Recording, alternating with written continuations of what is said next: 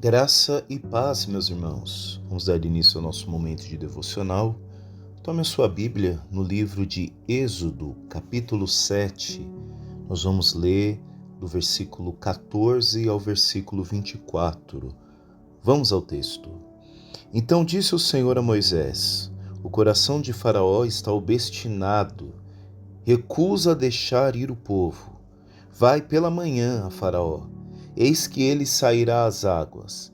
Põe-te em frente dele na praia do rio, e tomarás em tua mão a vara que se tornou em cobra. E lhes dirá: O Senhor, o Deus dos Hebreus, me tem enviado a ti, dizendo: Deixa ir o meu povo, para que me sirva no deserto. Porém, eis que até agora não tens ouvido. Assim diz o Senhor: Nisso saberás que eu sou o Senhor. Eis que eu, com esta vara que tenho em minha mão, ferirei as águas que estão no rio, e tornar-se-ão em sangue, e os peixes que estão no rio morrerão, e o rio cheirará mal, e os egípcios nausear-se-ão, bebendo a água do rio. Disse mais o Senhor a Moisés: Diz a Arão: Toma a tua vara e estende a tua mão sobre as águas do Egito, sobre as suas correntes, sobre os seus rios e sobre os seus tanques e sobre todo o ajuntamento das suas águas, para que se tornem sangue, e haja sangue em toda a terra do Egito, assim os vasos de madeira como nos de pedra. E Moisés e Arão fizeram assim como o Senhor tinha mandado, e levantou a vara e feriu as águas que estavam no rio, diante dos olhos de Faraó e diante dos olhos de seus servos, e todas as águas do rio se tornaram em sangue. E os peixes que estavam no rio morreram, e o rio fedeu, e os egípcios não podiam beber a água do rio, e houve sangue por toda a terra do Egito. Porém, os magos do Egito também fizeram o mesmo com os seus encantamentos, de maneira que o coração de Faraó se endureceu e não os ouviu, como o Senhor lhe tinha dito. E virou-se Faraó e foi para sua casa, e nem ainda nisso pôs seu coração. E todos os egípcios cavaram poços juntos ao rio para beberem água, porquanto não podiam beber das águas do rio. Assim se cumpriram 7 dias depois que o Senhor ferira o rio. Irmãos e irmãs, eu tenho certeza que vocês já ouviram falar dessa história, uma história surpreendente de Moisés, que é levantado para libertar o povo.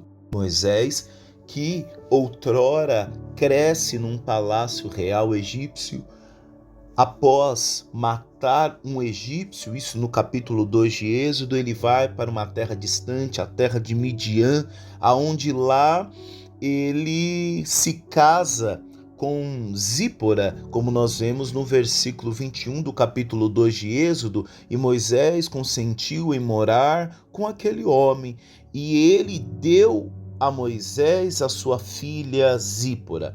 Agora, no capítulo 3, Moisés está apacentando ovelhas, que não são dele, mas o seu sogro, de nome Jétro. Nós vemos que no capítulo 3 começa um diálogo. Moisés é atraído pela curiosidade, porque no versículo 4 do capítulo 3 está escrito: E vendo o Senhor que se virara para lá a ver, bradou Deus a ele do meio da sarça e disse: Moisés, Moisés. E ele diz: Eis-me aqui. E ali começa um diálogo, atraído pela curiosidade. Ele vê um fenômeno, uma sarça que pega fogo, porém não se consome. Ele é atraído pela curiosidade e dali ele recebe uma missão, conforme o versículo 7. E disse o Senhor: Tenho visto atentamente a aflição do meu povo que está no Egito, e tenho ouvido o seu clamor por causa de seus exatores, porque conheci as suas dores.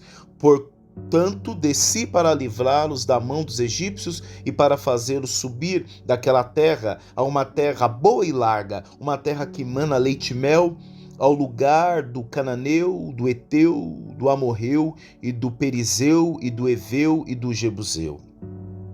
Nesse momento, Moisés é tomado de espanto e de medo. Nós vemos o versículo 14. Moisés indaga, mas eu vou falar no nome de quem? Como diz o versículo 13. Então disse Moisés a Deus: eis que mando vir aos filhos de Israel e lhes disser: o Deus de vossos pais que me enviou a vós. Eles me disserão: qual é o seu nome? Que lhes direi? Versículo 14, e disse Deus a Moisés: eu sou o que sou.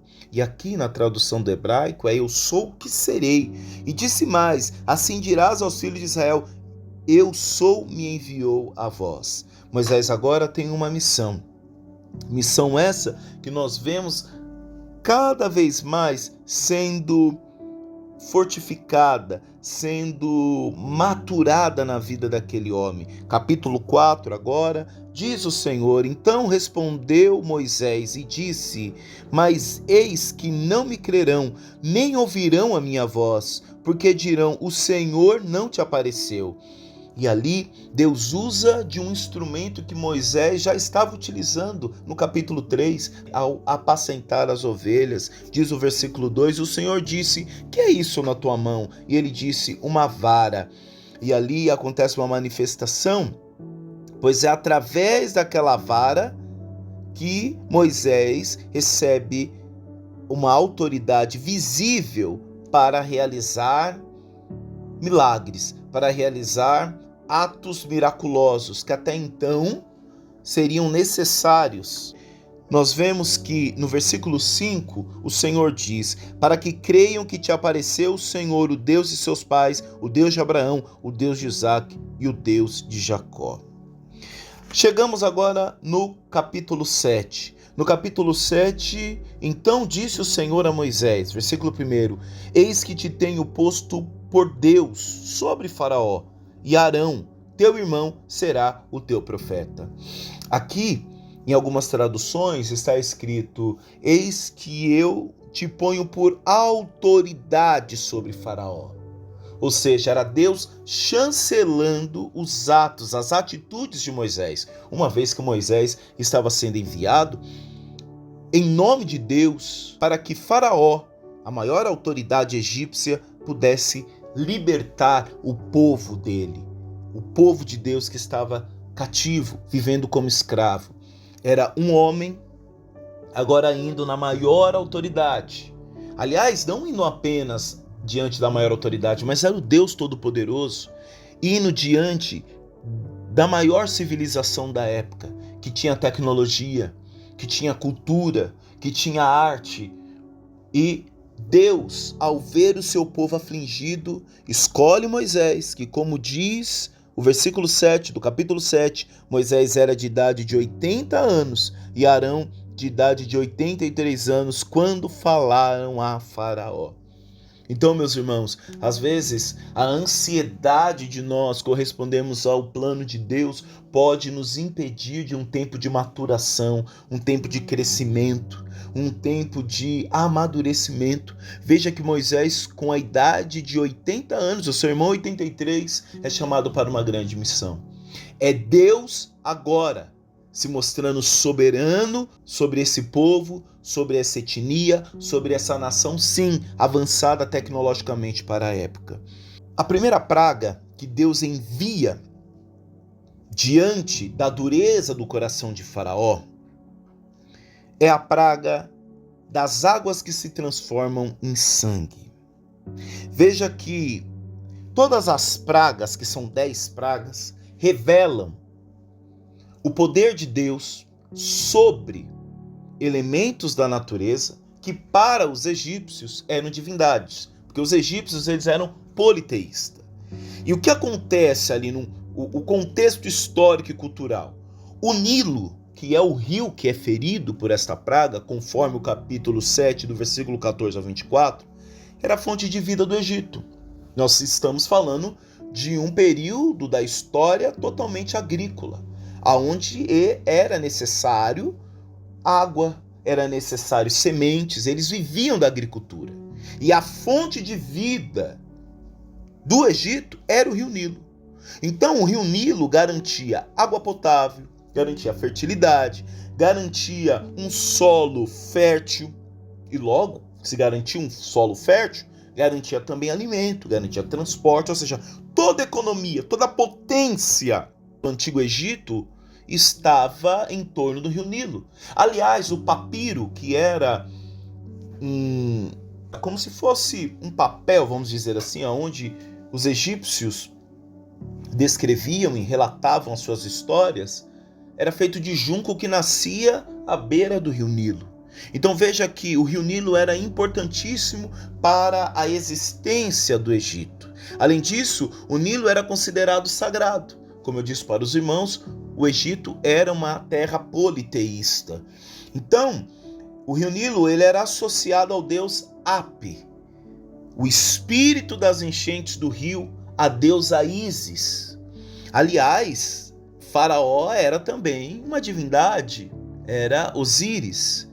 Então, quando Moisés, em nome do Senhor, transforma as águas em sangue, isso não afeta apenas a vida cotidiana dos egípcios, mas também atinge diretamente os deuses que eles cultuavam.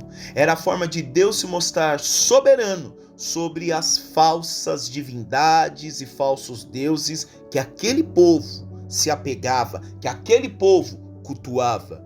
Isso demonstrando a superioridade de Yahvé, do nosso Deus Todo-Poderoso, sobre as divindades egípcias. Esse ato das águas do Rio Nilo serem tingidas, serem revertidas, em uma cor avermelhada, a palavra diz que se tornaram sangue, mas tem uma curiosidade, porque a água do Nilo, ela, por várias vezes, ela era tingida de um vermelho, mas esse vermelho provinha de um fenômeno natural, que em alguns momentos eram ocasionados por microalgas ou argilas. Mas aqui, o texto enfatiza que não se trata de um evento natural, e sim de um milagre.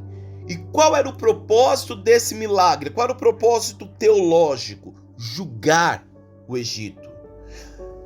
Todas as pragas que Deus enviou sobre o Egito, de forma visível, de forma sobrenatural, retratava o juízo de Deus sobre aquela nação que estava escravizando o seu povo.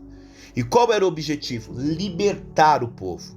Veja que a palavra diz que o coração de Faraó era um coração obstinado, era um coração apegado ao poder, era um coração voltado ao poder. Nós vemos que por várias vezes, meus irmãos, Faraó tenta meio que negociar a libertação do povo. Faraó usa de estratégias que aparecem ao longo das pragas. Aqui nós estamos falando da primeira praga, que é quando a água se torna sangue. Mas no capítulo 8, versículo 28, Faraó consente que saiam, mas que o povo não vá para muito longe. Faraó diz: olha, vocês podem adorar a Deus aqui, porém, vocês não vão sair. Quando nós olhamos para Êxodo capítulo 10, versículo 8 ao 11, Faraó quer deixar ir apenas os homens e que fiquem as mulheres, óbvio, porque as mulheres iriam gerar filhos. Não podemos esquecer que a mão de obra egípcia era uma mão de obra escrava. Foram os hebreus que construíram aquele império, aqueles monumentos. Quando nós olhamos para Êxodo capítulo 10, versículo 24, Faraó quer que saiam, mas que o povo deixasse os seus rebanhos, as suas vacas, os seus gados. Esses 3 episódios que eu mostrei mostram como o Faraó tentava manter o controle, porque uma pessoa obstinada ao poder, ele quer a todo momento manter em suas mãos o controle, mesmo diante da ação poderosa de Deus. Mesmo diante da ação poderosa de Deus, Faraó tinha o seu coração obstinado. Então, daquela vara do capítulo 3, a qual Moisés apacentava o rebanho, que no capítulo 4 se torna um sinal visível do poder de Deus, é através dessa vara, ao estender da mão, que as águas do Egito se tornam em sangue. Os peixes morrem, apodrecem. o rio Nilo, o Egito, começa a feder, ao ponto dos egípcios terem que furar poços para beber água potável. O versículo 22 do capítulo 7 nos traz um dado importante. Porém, os magos do Egito também fizeram o mesmo com os seus encantamentos, de maneira que o coração de Faraó se endureceu e não os ouviu, como o Senhor lhe tinha dito. Aqui tem um ponto muito importante, porque por várias vezes Faraó chama aqueles magos, e aqueles magos conseguem, através de encantamentos, de feitiçaria, realizar os mesmos atos que Moisés realizava ali através do poder de Deus. Guarde esse dado, o poder de Deus. Nós vemos, por exemplo, na questão da vara. Porém, a vara de Arão engole as outras serpentes que foram também transformadas através de encantamento por aqueles magos, por aqueles sábios. Depois nós temos o nome deles revelados em 2 Timóteo, capítulo 3, versículo 8. Está escrito: e como Janes e Jambres resistiram a Moisés, assim também estes resistem à verdade, sendo homens corruptos de entendimento e réprobos quanto à fé. Então aqueles magos, aqueles feiticeiros, encantadores, usam ali de obras de feitiçaria para realizar obras parecidas. Então, meus irmãos, nós precisamos ter cuidado, porque o poder de Deus é um poder que é soberano sobre todas as coisas.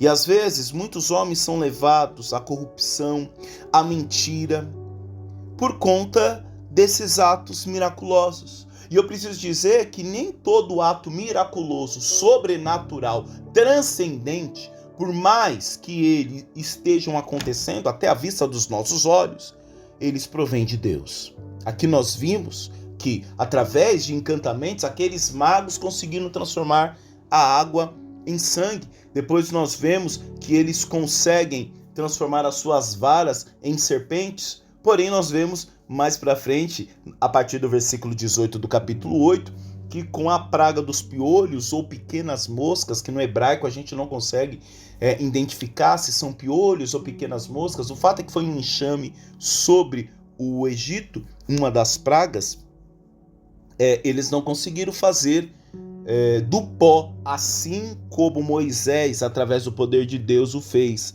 E nós vemos até que no versículo 19, os próprios magos dizem: então disseram os magos a Faraó, isto é o dedo de Deus. Porém o coração de Faraó se endureceu e não os ouvia como o Senhor tinha dito. Por mais que as manifestações espirituais dos magos acalentassem o coração de Faraó e até convidasse Faraó a retroceder, a cada vez mais endurecer o coração, o poder de Deus era sempre revelado como o maior sobre a autoridade daqueles magos.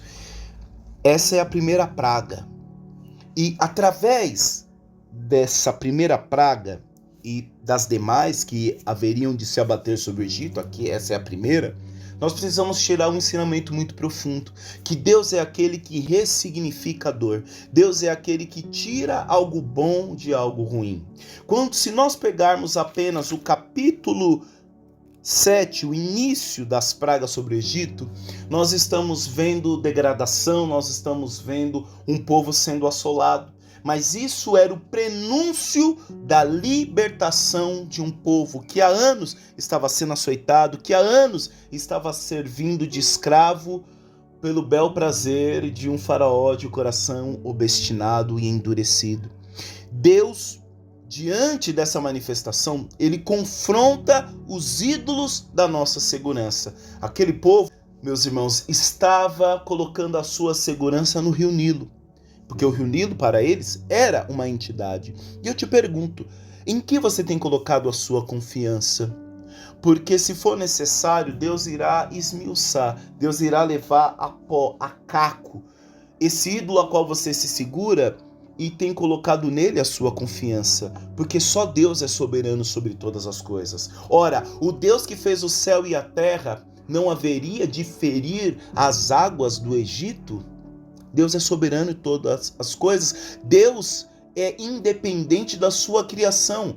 À medida de que se Deus não houvesse criado, feito a humanidade, o planeta, água, mares, árvores e tudo que os nossos olhos podem contemplar de belo, que assim assina como criação de Deus, Deus continuaria sendo Deus. Então, assim como o Nilo era a segurança dos egípcios, muitas vezes nós estamos confiando em recursos naturais e até mesmo recursos humanos, esquecendo que, na verdade, Deus é a nossa fonte última de segurança, de cuidado e também de libertação. Outro ponto que nós trazemos nessa primeira praga aqui do Egito é: o juízo de Deus é real. A praga nos lembra que Deus não é indiferente à opressão.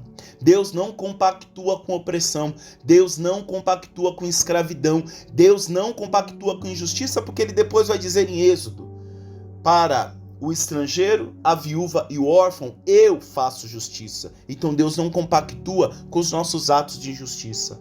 Ele age na história para libertar os cativos, sejam cativos físicos, como também cativos espirituais. Outro ponto é a sensibilidade à voz de Deus. Diante de tanta manifestação sobrenatural, e aqui eu quero dizer algo muito importante: manifestação espiritual, milagre não salva ninguém. Muitos podem receber milagres, muitos podem ser curados, muitos podem ter as suas expectativas realizadas através de atos miraculosos sobrenaturais. Mas isso não quer dizer que o seu coração se converteu a Deus. Isso não quer dizer que o seu coração entendeu quem é Deus. Faraó viu manifestação da parte de Deus pela mão de Moisés, pela mão de Arão, e depois também manifestações místicas sobrenaturais pela mão daqueles encantadores. Mas mesmo assim o seu coração continuou obstinado, porque talvez o Deus verdadeiro de Faraó não era nem Ísis, Osíris, Apis, figurado no rio Nilo, mas era o seu Deus verdadeiro, o poder, obstinado ao poder. Então, Faraó endurece o coração. E diante disso, hoje nós somos chamados, meus irmãos, a abrir o coração e responder com humildade quando Deus fala conosco. Da mesma forma que uma sarça, ao pegar fogo e não se consumir, chamou a atenção de Moisés, nós somos chamados, meus irmãos, a também reconhecer Deus, não apenas no transcendente, não apenas no extraordinário, mas também no ordinário da vida. Nós precisamos entender que não há nada nessa terra, na nossa vida, que Deus não tenha controle. Tudo está dentro de um plano maior de salvação e de redenção. E nós não podemos esquecer que a história de Êxodo nos aponta para Cristo Jesus. Porque se outrora Deus mandou sobre uma terra do Egito pragas, a fim de Faraó, que mantinha aquele povo cativo, libertasse o povo, nós não podemos esquecer daquele que venceu as algemas da morte, aquele que venceu as algemas do pecado, Cristo Jesus. Cristo nos libertou dos nossos algozes. Cristo nos deu liberdade e vida eterna. O Egito simboliza uma vida velha. Faraó significa o inimigo, que a todo momento tenta nos escravizar, que a todo momento, meus irmãos, assim como eu disse, vai tentar negociar conosco a nossa adoração. Aquele que vai dizer: olha, você pode adorar a Deus, mas não vá muito longe não. Aquele que vai dizer: olha, vá, mas deixe que parte da sua família fique. Aquele que talvez vai tentar negociar dizendo: ó, vá, mas vá pela metade, vai que te dá um problema, deixa o seu rebanho aqui. O inimigo é esse, que a todo momento tenta nos aprisionar em uma vida de escravo. E Cristo é aquele que quer nos transformar em novas criaturas. Cristo é aquele que quer trazer em nós a verdadeira identidade de filho de Deus. Você não é escravo, você é filho de Deus. Vamos orar, meus irmãos. Pai querido, nós te louvamos e agradecemos pela tua palavra. Pai, que o nosso coração não venha se endurecer diante das tuas manifestações. Que os nossos ouvidos estejam abertos, Senhor, para que possamos acolher a tua voz amável, a tua voz que nos direciona, a tua voz que nos dá segurança e liberdade. Pai, no Antigo Egito, aquele povo estava se assegurando, aquele povo estava se garantindo nas divindades do dia a dia. Pai, não nos deixe, Senhor, colocar a nossa confiança naquilo a qual o Senhor criou, naquilo a qual o Senhor tem domínio. Não nos deixe, ó Pai, no decorrer da nossa vida, levantar ídolos inúteis, divindades inúteis. Que a cada dia os nossos olhos estejam atentos para Ti, autor e consumador da nossa fé. É o que nós te pedimos, no nome de Jesus. Amém. Forte abraço, meus irmãos. Deus abençoe e até amanhã. Tchau, tchau. Fique com Deus.